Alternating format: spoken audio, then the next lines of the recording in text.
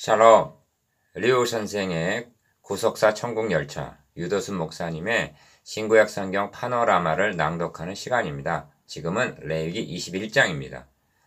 관유로 부음받은 제사장의 존귀와 책임, 요절 10절. 자기 형제 중 관유로 부음을 받고 위임되어 예복을 입은 대제사장은 그 머리를 풀지 말며 그 옷을 찢지 말며. 21장, 22장은 제사장들에게 하시는 말씀입니다. 이를 문맥적으로 보면 18장에서 20장을 통해서 전체 백성을 경계하신 후에 제사장들에게 경계하시는 문맥입니다. 백성들에게 하신 경계를 한마디로 요약하면 너희는 거룩하라는 말씀입니다. 그러면 대제사장, 제사장, 아론의 대대 자손에게 하시는 경계가 무엇인가? 더욱 거룩이요. 대제사장에게 요청되는 바는 더더욱 거룩하라는 말씀입니다. 본장에는 거룩이라는 말이 9번이나 등장합니다. 그러므로 아론의 대대자손 즉 제사장 가문에 태어났을지라도 흠이 있는 자는 제사장 직무를 수행할 수 없다고 말씀하십니다. 이를 교훈적으로 본다면 백성 전체에게 하신 말씀은 성도들에게 하시는 말씀으로 제사장들에게 하시는 말씀은 목회자들에게 하시는 말씀으로 받을 수가 있습니다. 그리고 공통적으로는 너희도 산 돌같이 신령한 집으로 세워지고 예수 그리스도로 말미암아 하나님이 기쁘시게 받으실 신령한 제사를 드릴 거룩한 제사장이 될지니라 한 말씀입니다. 베드로전서 2장 5절. 그러므로 본문은 우리 자신을 점검해 볼 수 있는 중요한 말씀입니다. 도표를 보시면 첫째 단원이 제사장들에게 과여 이르라를 중심으로 1. 스스로 더럽히지 말라. 2. 제사장은 백성의 어른인즉 스스로 더럽혀 욕되게 하지 말지니라. 3. 하나님의 식물을 드리는 자인즉 거룩할지니라. 4. 이는 그가 여호와께 거룩함이니라 하고 거룩하라 거룩하라 하십니다. 둘째 단원의 관유로 부음받은 대제사장을 중심으로 5. 대제사장은 어떤 경우에도 머리를 풀지 말며 옷을 찢지 말라 하시면서 6. 관유가 그 위에 있기 때문이라 하십니다. 셋째 단원의 너희 대대 자손 중을 중심으로 7. 흠이 있는 자는 가까이 오지 못할 것이라. 8. 성물을 먹을 수는 있으나 장 안에 들어오지 못할지니라 하십니다. 이에 대한 구속사적 의미가 무엇인가? 첫째 단원 1절에서 9절. 제사장은 더욱 거룩하라. 둘째 단원 10절에서 15절. 대제사장은 더더욱 거룩하라. 셋째 단원 16절에서 24절. 제사장 직무를 수행할 수 없는 자. 주제는 관유로 부음받은 제사장의 존귀와 책임. 기억. 생각할 점은 죄로 말미암아 하나님의 존존에서 추방을 당한 죄인은 대속제물과 이를 드려줄 제사장을 필요로 하게 되었다는 점입니다. 그래서 하나님은 제사 제도를 마련해 주시고 제사장을 위임해 주셨던 것입니다. 그런데 제물과 제사장은 자신을 대속제물로 단번에 드려주실 그리스도에 대한 예표라는 점입니다.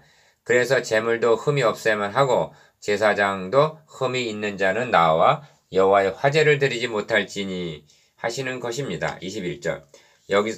디귿 여기서 멈추는 것이 아니라 이제는 그리스도의 구속으로 말미암아 그리스도인들이 그러므로 형제들아 내가 하나님의 모든 자비하심으로 너희를 권하노니 너희 몸을 하나님이 기뻐하시는 거룩한 산 제사로 드리라. 이는 너희의 드릴 영적 예배니라. 로마서 12장 1절 하고 모든 그리스도인들에게 적용이 된다는 점입니다. 그러므로 본문은 그리스도인들에게도 적실성이 있는 것입니다. 첫째 단원 1절에서 9절. 제사장은 더욱 거룩하라.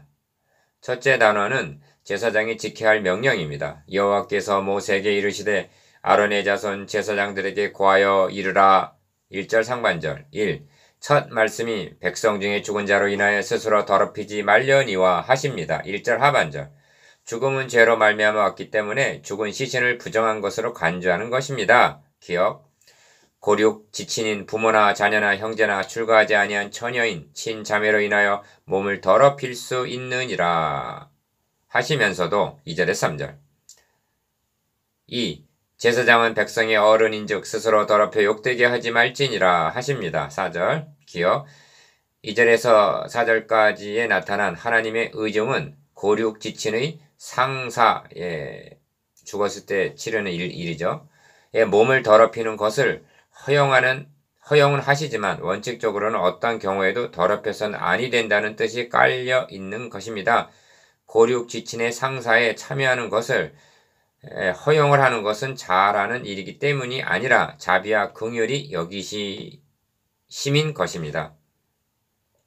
니은 제사장들은 머리털을 깎아 대머리 같게 하지 말며 그 수염 양편을 깎지 말며 살을 베지 말고 5절 이렇게 하는 것은 이방인들의 풍속으로 제사장만이 아니라 일반 백성들에게도 머리가를 둥글게 깎지 말며 수염 끝을 손상치 말며 죽은 자를 위하여 살을 베지 말며 하고 경계한 바입니다. 19장 27절에서 28절 지금 그 하나님께 대하여 거룩하고 그 하나님의 이름을 욕되게 하지 말 것이며 그들은 여호와의 화제 곧 그 하나님의 식물을 드리는 자인즉 거룩할 것이라 하십니다. 6절 하나님의 식물을 드리는 자란 조속으로 드리는 상번제를 가리키는 말씀인데 신약의 성도들에게는 예배로 적용이 됩니다. 연락하시도록 합당한 예배를 드리기 위해서는 거룩해 하고 거룩을 지키기 위해서는 자신의 정체성을 망각하지 말아야 한다는 것입니다. 3.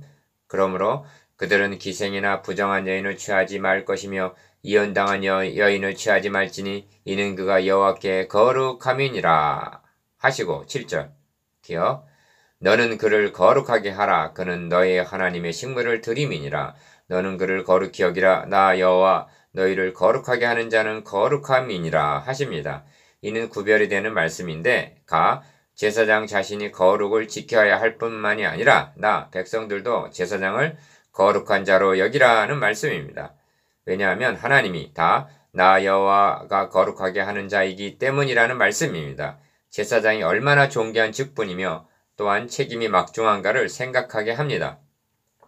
니은 그러므로 제사장 자신은 물론 아무 제사장의 딸이든지 행음하여 스스로 더럽히면 그 아비를 욕되게 함이니 그를 불사를지니라. 9절 즉 자녀들도 제사장 아비의 거룩을 손상시켜서는 아니 된다는 말씀입니다.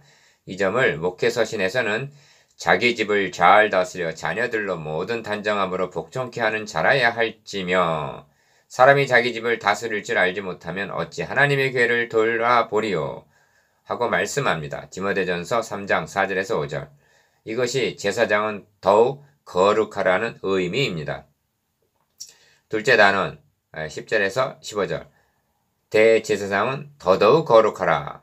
둘째 단원 대제사장이 하시는 명령입니다. 자기 형제 중 관이로 부음을 받고 위임되어 예복을 입은 대제사장은 10절 상반절 4. 그 머리를 풀지 말며 그 옷을 찢지 말며 합니다. 10절 하반절 기억 이 점을 아론의 두 아들 나답과 아비후가 다른 불을 담아 들이다가 즉산 사건이 일어났을 때 모세가 아론과 그 아들 엘리야살과 이데말에게 이르되 너희는 머리를 풀거나 옷을 찢지 말아서 죽음을 면하라 하고 경계한 바 있습니다. 10장 6절 머리를 풀고 옷을 찢는 행위는 극도의 슬픔과 절망을 나타내는 것입니다.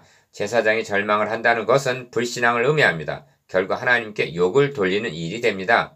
니은 하나님과 백성들 사이에 중보자로 세움을 입은 대제사장이 머리를 풀고 옷을 찢는다면 백성들은 누구를 의지하란 말인가? 그래서 모세는 여호와의 진노가 온 회중에게 미침을 면케하라 한 것입니다. 10장 6절 하반절 이 점을 본문에서는 제사장은 백성의 어른인즉 사절하고 말씀합니다. 어른은 존귀한 것이지만 그에 상응하는 책임이 뒤따른다는 말씀입니다. 그래서 어떤 시체든지 가까이 말지니 부모로 인하여도 더러워지게 말며 하는 것입니다. 11절 제사장에게는 허용이 되었던 부모의 상사에도 가까이 할 수가 없다는 것입니다. 왜냐하면 제사장의 직무는 다른 제사장이 대신할 수가 있어도 대제사장은 오직 한 분이기에 부정하게 되었을 경우 대신할 자가 없기 때문입니다. 이처럼 대제사장은 지성소에 들어가는 자요 직접적으로 그리스도에 대한 예표의 인물인 것입니다. 그런데 우리의 대제사장은 죽은 자의 관에 손을 대셨습니다. 이는 내가 너에게 말하노니 일어나라 누가복음 7장 14절 나사로야 나오라 요한복음 11장 43절 하고 사망 권세를 정복하러 오셨기 때문입니다. 그러므로 주님은 두려워 말라 나는 처음이요 나중이니 곧 사한 자라 내가 전에 죽었었노라 볼지어다 이제 세세토록 살아있어 사망과 음부의 열쇠를 가졌노니 하십니다. 계시록 1장 17절에서 18절 그러므로 이제는 사망 권세를 잡은 사탄도 죽음도 시체도 두려울 것이 없고 우리를 더럽힐 수가 없는 것입니다. 5. 부모의 상사 때도 성소에서 나오지 말며 그 하나님의 성소를 더럽히지 말라. 이는 하나님의 위임한 관유가 그 위에 있음이니라. 나는 여호와니라 하십니다. 12절. 7. 어찌하여 이토록 극도의 거룩이 요청이 되는가? 하나님의 위임한 관유가 그 위에 있기 때문이라는 것입니다. 관유가 그 위에 있다는 말씀은 너는 기름 부음을 받은 메시아를 예표하는 인물입니다. 그래서 더럽혀서는 아니 된다. 알겠느냐? 하는 뜻인 것입니다. 이 말씀이 신약의 성도들에게는 너희가 하나님의 성전인 것과 하나님의 성령이 너희 안에 거하시는 것을 알지 못하느뇨? 한 말씀으로 적용이 되는 것입니다. 그래서 바울도 영광스러움만을 말씀하는 것이 아니라 누구든지 하나님의 성전을 더럽히면 하나님이 그 사람을 멸하시리라 하고 경고하십니다. 고린도전서 3장 16절에서 17절. 니은 이 점에서 어리석은 질문을 드려보겠습니다. 신약의 성도들은 제사장인가 대제사장 신분인가 하는 점입니다. 그러므로 형제들아 우리가 예수의 피를 힘입어 성소에 들어갈 담력을 얻었나니 그 길은 우리를 위하여 휘장 가운데로 열어놓으신 새롭고 산 길이요 합니다. 히브리서 10장 20절. 즉 우리는 예수의 피를 힘입어 휘장을 통과하여 지성소에 들어간다는 것입니다. 그렇다면 우리는 대제사장인 셈입니다. 그래서 히브리서 기자는 그러므로 우리에게 큰 대제사장이 있으니 승천하신 자 곧 하나님의 아들 예수니라. 히브리서 14장 14절라고 합니다. 주님은 왕 중 왕이시오 대제사장 중 대제사장이 되신다는 말씀입니다. 왜 이런 말씀을 드리려 하면 우리의 신분과 지위와 사명의 영광스러움을 망각하지 말고 그에 상응하는 고도의 거룩이 요청된다는 점을 강조하기 위해서입니다. 디귿 그 대제사장은 처녀를 취하여 아내를 삼을지니 과부나 이혼된 여인이나 더러운 여인이나 귀상을 취하지 말고 자기 백성 중 처녀를 취하여 아내를 삼아 그 자손으로 백성 중에서 더럽히지 말지니 나는 그를 거룩하게 하는 여호와임이니라 하십니다. 13절에서 15절. 이 점은 제사장에게도 경계하신 바입니다. 7절. 이에 대한 핵심은 그 자손이라는 말씀에 있습니다. 구약의 제사장은 세습에 의해서 계승이 되었습니다. 그러므로 경건한 자손을 얻기 위해서 배우자 선택에 신중을 기하라는 말씀입니다. 목회자 중에는 자녀로 인하여 어려움을 당하는 경우도 많이 있습니다. 나아가 이는 그리스도인의 결혼관에도 적용이 된다 하겠습니다. 리을. 그리고 이 말씀은 대제사장 되시는 그리스도의 신부되는 우리 자신이 어린 양의 혼인 기약이 이르렀고 그 아내가 예비되었으니 그에게 허락하사 빛나고 깨끗한 세마포를 입게 하셨은즉 이 세마포는 성도들의 옳은 행실이로다. 계시록 19장 7절에서 8절이라고 한 정결한 처녀로 단장을 해야 한다는 각성을 하게 됩니다. 이것이 대제사장은 더더욱 거룩하라는 의미입니다. 미음. 본 단원을 마치기 전에 부원할 점은 군사로 다니는 자는 자기 생활에 얽매이는 자가 하나도 없나니 이는 군사로 모집한 자를 기쁘게 하려 함이라 한 말씀입니다. 디모데후서 2장 4절. 어떤 사람이 주님에게 나로 먼저 가서 내 부친을 장사하게 하소서 하고 말하였을 때 주님은 죽은 자들로 자기의 죽은 자들을 장사하게 하고 너는 가서 하나님의 나라를 전파하라. 누가복음 9장 59에서 60절 라고 하심이 본문을 염두에 두셨기 때문일 것입니다. 셋째 단원 16절에서 24절. 제사장 직무를 수행할 수 없는 자. 셋째 단원은 아론의 대대 자손 중 제사장 직무를 수행할 수 없는 자에 대한 경계입니다. 여호와께서 모세에게 일러 가라사대 16절 7. 아론에게 고하여 이르라. 모른 너희 대대 자손 중 육체 흠이 있는 자는 그 하나님의 식물을 드리려고 가까이 오지 못할 것이라 하십니다. 17절. 기억. 이 점에서 유념해야 할 점은 레위기의 말씀이 지금으로부터 약 3500년 전 애굽에서 종로를 타다가 이제 막 해방된 자들을 대상으로 한 말씀이라는 점입니다. 다시 말하면 영적으로 유치원 어린이들에게 말하는 것과 같다는 것입니다. 그러니까 구약 성경에는 신령한 의미가 의문이라는 수건에 가려져 있습니다. 그러므로 이를 해석할 때 밝히 드러난 복음의 빛을 받아서 해석해야만 하는 것입니다. 지금 말씀하시려는 핵심은 제사장은 거룩해야 한다는 점입니다. 이를 저들이 인식할 수 있는 방도로 말씀하시는 것입니다. 니은 무릇 흠이 있는 자는 가까이 못할지니 곧 소경이나 절뚝발이나 코가 불안전한 자나 지체가 더한 자나 발 부러진 자나 손 부러진 자나 곱사 등이나 난장이나 눈에 백막이 있는 자나 괴혈병이나 버짐이 있는 자나 불알상한 자나 제사장 아론의 자손 중에 흠이 있는 자는 나와 여호와의 화제를 드리지 못할지니 그는 흠이 있은즉 나와 하나님의 식물을 드리지 못하느니라 하십니다. 18절에서 21절. 8. 그런데 그는 하나님의 식물에 지성물이든지 성물이든지 먹을 것이나 하십니다. 22절. 왜냐하면 그는 제사장의 가족이기 때문입니다. 22장 12절에서 13절에 가서 말씀드리겠습니다마는 이는 또 다른 중요한 요점이 됩니다. 기억. 그러나 장 안에 들어가지 못할 것이요 단에 가까이 못할지니 이는 그가 흠이 있음이라 합니다. 23절 상반절. 여기 장 안이란 성소를 가리킵니다. 그러니까 뜰에는 들어갈 수 있으나 성소 안으로는 들어갈 수가 없다는 것입니다. 이와 같이 그가 나의 성소를 더럽히지 못할 것은 나는 그들을 거룩하게 하는 여호와임이니라. 23절 하반절. 즉 성소는 임마누엘의 모형이요 제사장은 그리스도의 예표의 인물이기 때문에 거룩이 요청된다는 뜻입니다. 니은 이상의 말씀에서 의문이라는 수건을 벗기면 어떤 뜻이 되는가? 육적인 불구자가 아닌 영적 불구자가 문제인 것입니다. 어떤 사람이 거듭나게 되면 그는 하나님의 자녀요 제사장 가문에 태어나는 것입니다. 그러나 누구를 막론하고 태어날 때에는 어린아이로 태어난다는 점입니다. 그가 바로 제사장 직무를 수행할 수는 없는 것입니다. 그런데 문제는 때가 오래므로 너희가 마땅히 선생이 될 터인데 너희가 다시 하나님의 말씀의 초보가 무엇인지 누구에게 가르침을 받아야 할 것이니 젖이나 먹고 단단한 식물을 못 먹을 자가 되었도다 하고 탄식하는 것입니다. 히브리서 5장 12절. 즉 영적으로 소경, 절뚝발이 발 부러진 자, 손 부러진 자와 같은 불구 상태라는 말씀입니다. 디귿. 이런 의미에서 베드로전서 2장 2절과 5절을 대조해 보시기 바랍니다. 갓난아이들 같이 순전하고 신령한 젖을 사모하여 자라게 하려 함이니라. 2절 말씀하면서 하나님이 기쁘게 받으시 신령한 제사를 드릴 거룩한 제사장이 될지니라. 5절 즉 제사장 직무를 수행할 수 있도록 성숙해지라는 것입니다. 교회 내에는 제사장 가문에 태어났음에도 불구하고 제사장 직무를 수행하지 못하고 있는 자들이 너무나 많은 실정입니다.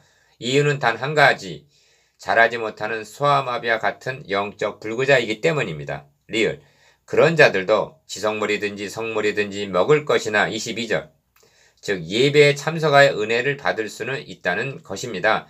그러나 장 안에 들어가지 못할 것이요 단에 가까이 못할지니 즉 하나님과의 은밀한 교제는 경험하지를 못하고 그의 삶 가운데서 제사장 직무를 수행하지 못한다는 점입니다. 이 말씀은 한국교회의 실정과 교회 구성원인 나 자신의 영적 상태를 점검하게 합니다. 이사야 선지자는 하나님의 임재 앞에 입술이 부정한 자라고 고백을 했습니다. 이사야서 6장 5절 형제가 제사장 직무를 수행하는데 가장 취약한 부분은 무엇입니까? 어느 지체가 불구인 것으로 여겨집니까? 소경입니까? 발 부러지고 손 부러진 자는 아닙니까?